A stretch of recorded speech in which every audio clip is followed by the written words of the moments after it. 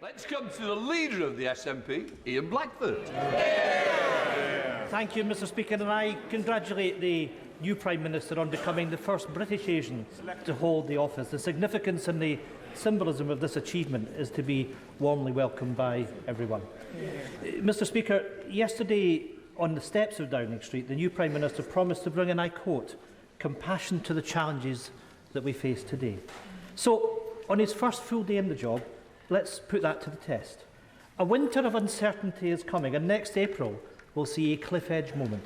Millions face a double whammy as the energy price guarantee is cut off, while households are hit by austerity 2.0 and a real terms cut to social security benefits that many rely on to survive. If people are actually to trust the new Prime Minister's words about compassion, will he today reassure people and guarantee that benefits will rise in line with inflation in his upcoming budget? Well, Mr Speaker, I thank the Right Honourable Gentleman for his, again, kind remarks. And what I can tell him is my record on this is clear. Through the difficult times that we faced in this country through COVID, I always acted in a way to protect the most vulnerable. That's because it is the right thing to do, and those are the values of our compassionate party.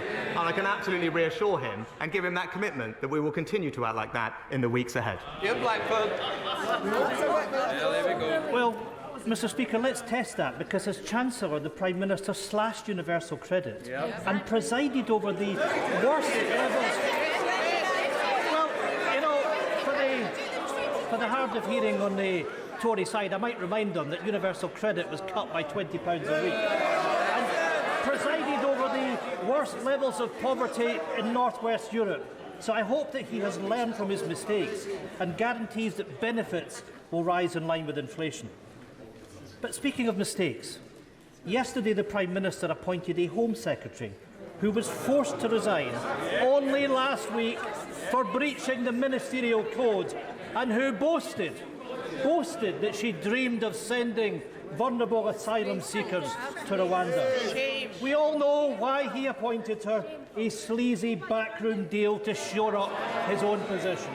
Far from being a fresh start, this is a return to the sleaze and scandal and ghosts of cabinets past.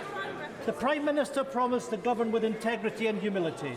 So if he has an ounce of either, will he admit his mistake and sack the Home Secretary without the delay?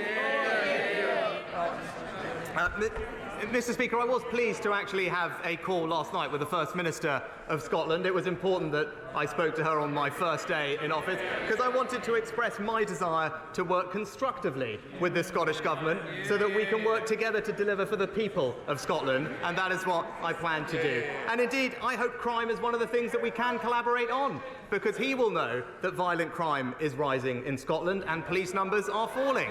Whereas here, we are increasing police numbers, Mr Speaker. But I look forward to working with the Scottish Government on our shared challenges, because I believe in a strong, united kingdom.